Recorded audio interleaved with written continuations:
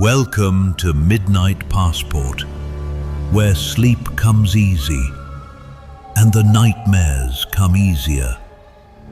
Tonight's destination, a 5-star resort so beautiful it must be too good to be true, because it is. Pack light, you won't be coming back. This is, they checked into a haunted resort that doesn't exist. Two couples, Maya and Jake, Lena and Chris, booked a last-minute trip to an all-inclusive resort tucked in the Costa Rican mountains, private beach, infinity pools, endless food. The deal seemed too good, but they went anyway. The van had no logos, the driver didn't speak, he just pointed to the entrance. A massive white resort surrounded by jungle, empty parking lot, no bellhops. This place is gorgeous. But where is everybody? Maybe we beat the crowd, or maybe we just got lucky. Inside, a tall man in a dark suit checked them in. No smile, no name tag. Phones in your room. Connect to the front desk. Enjoy your stay. He walked away without another word. That was the last staff member they'd see. They explored the grounds, every pool empty, every lounge chair untouched. No guests, no sounds, just silence. This is weird. A resort this big should be full. We're overthinking it. We basically have a private resort. That night, they went to dinner. A huge buffet waited, untouched. No chefs, no waiters, just steam rising from food no one had served. Still not seeing the problem. I don't like it. It feels off. Later they walked the candlelit pool deck. In the distance, a figure stood motionless in the dark. Hello? The figure stepped behind a pillar. They ran over. No one, just a single wet footprint on the tile. In their rooms, the phones clicked without ringing, TVs powered on by themselves. Maya stepped out onto the balcony. Someone was standing in the trees below, still watching. You're letting this place get to you. Relax. Maya didn't respond. She looked at her phone. She'd taken a group selfie earlier, but now there were 5 people in the picture, not 4. By morning, the tension had faded slightly. The sun poured across the white balconies. The infinity pool sparkled, and birds chirped from the jungle trees. It looked normal, but the staff still missing. No maids, no chefs, no one at the front desk. There's no one at the breakfast bar. The food is just sitting there again. I called housekeeping. Someone answered, but they didn't say anything. Just breathing. Okay, yeah, that's weird. But maybe it's a glitch in the phones or something. Still trying to enjoy the trip, the couples split up for the afternoon. Jake and Chris hit the gym. Maya and Lena decided to get massages, though they had to book them through the room phone. No spa receptionist ever appeared. The women walked into the dim, incense-filled spa wing. Soft music played. Candles flickered. 2 robes were laid out. No one greeted them. I don't like this. It feels like someone's watching. Let's just get this over with. As they changed, the candles blew out one by one. They heard footsteps, slow, deliberate, on the tile behind the curtain. When Maya pulled it back, no one. Meanwhile, Jake and Chris were in the fitness center. A screen on the wall flickered, then switched to static. A loud thud echoed from the locker room. Stay here, I'll check it out. He walked toward the locker room, and heard breathing, heavy, wheezing. He pushed open the door. Just mirrors. But behind him, in the reflection, someone stood by the treadmill.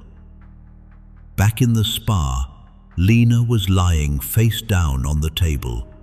She felt pressure, like someone placing hands on her back. Then the whisper, "Don't leave." Lena screamed. The lights cut out. Maya pulled her out of the room barefoot. That evening, they regrouped in Maya and Jake's suite. Okay, something's wrong with this place. There's got to be an explanation. I mean, who leaves food out and lights on in an empty resort? There's someone or something running it. We just never see them. She showed them her selfie again. This time, the fifth figure had moved closer. Now, it stood right behind Jake. None of them slept well. Doors creaked open. Shadows moved along the walls. The mirrors reflected things that weren't there. By sunrise, they had a plan. Leave. Immediately. But when Chris opened the map on his phone, the resort was gone. No name, no location, just green jungle. This place isn't online anymore. We'll walk if we have to. Let's go. But the front gate was locked. No staff, no van, no way to leave. Chris went to the pool. It was still, too still. He stared into the water and saw someone floating underneath. Face up, eyes open. He jumped in. The figure vanished. Just cold water and silence. Upstairs, Lena packed her bag. A knock at the door. 3 soft taps. She opened it. No one there. But on the floor, a key. Room 313. A room not listed on the resort map. She followed a hallway she hadn't seen before. Dark, narrow. She found the door, unlocked it. The room was old, dusty, wallpaper peeling. It smelled like mold and rot. A guest book sat on the bed. Dozens of names, all crossed out, except one, Lena's. Meanwhile, Jake sat at the rooftop bar. Music played softly. A fresh drink waited on the counter, with his name on the tag. Maya, you leave this? A woman stepped from the shadows. Pale skin, sunken eyes. They all left. But you checked in yesterday.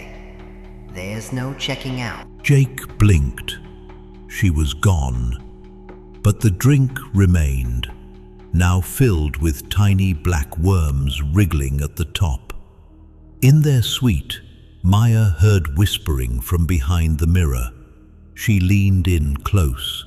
Your room is ready. The glass cracked. Maya screamed. Jake burst in, pale and shaking. Chris followed, soaked and speechless. Lena was missing. Lena was gone. Her sandals by the door. Phone still charging. It was like she vanished mid-step. She wouldn't leave. Something's wrong. We split up. Check every floor, every hallway. Maya returned to the spa. The air was damp. Lights buzzed. The massage tables dripped with water. She heard soft crying behind the curtain. Lena? She pulled it back. Just a mirror. But in the reflection, someone behind her. She turned. Nothing. Jake and Chris checked the rooftop bar. Tables set for dinner. Candles flickered. Name cards read Jake, Chris, Maya, Lena, and one more, scratched out violently. This place is feeding on us. A speaker crackled. Then a voice echoed. We hope you're enjoying your eternal stay. They ran. The lobby was deteriorating. Walls peeling. Carpets wet with black water. Then, Lena. Standing outside room 313. Lena!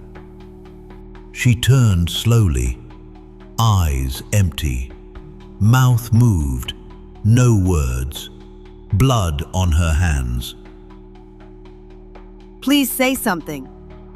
Lena stepped forward and disappeared. No sound, no trace. Chris grabbed the guest book from the front desk. The names had shifted. Lena was listed again, but Maya's was gone. What is this place? He picked up the phone and dialed 0. A voice answered, breathing. Then, You've always been here. There's no checkout. the walls shook. Lights shattered. A shadow crawled from the hallway. Humanoid, but stretched. No face. Eyes like embers. It let out a dry, grinding scream. They ran. The hall twisted endlessly. Signs vanished. Every stairwell led back to the lobby. The guest book was still open. Now only 3 names remained. Maya's had been erased. The resort was no longer a resort. Walls bent unnaturally. Furniture warped and melted into the floor. Windows showed nothing but black fog. Maya, Jake, and Chris stuck together. They tried the fire exit, bricked over. Tried smashing a window with a chair. It bounced off like the glass was steel. We have to wake up. This has to be a dream. No, it's real, and it's not letting us leave. Then the elevator dinged. They hadn't touched it. The doors slid open. Inside stood Lena. Still barefoot, still pale. She looked calm, too calm. It's better if you stop running. Lena. You're okay. I'm part of the resort now. You will be too. The doors slammed shut. The numbers above the elevator glitched, blinking 666, then silence. They bolted back to the front desk. The lobby was rotting, ceiling collapsed in places, but the main door, it was cracked open, just enough to see light. It's open. Run. They sprinted. Chris went first, then Maya. As Jake reached the exit, a hand grabbed his ankle. Cold, thin. No, let go. Chris turned back, pulled him through. The door slammed behind them, and the resort vanished. No building, just trees. A clearing of dirt and stone, like nothing had ever been built there. Later, they brought police back. No sign of a resort, no roads, no foundation, just untouched forest. You sure this is the right spot? We were here, I swear it. No one believed them. But at night, Maya still dreams of Lena, standing in the hallway, eyes dark, smiling. You never checked out. Thank you for traveling with Midnight Passport. If your heart's still racing, that just means you made it out. For now.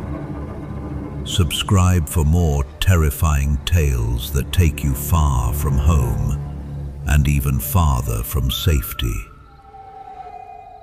Until next time, sleep tight.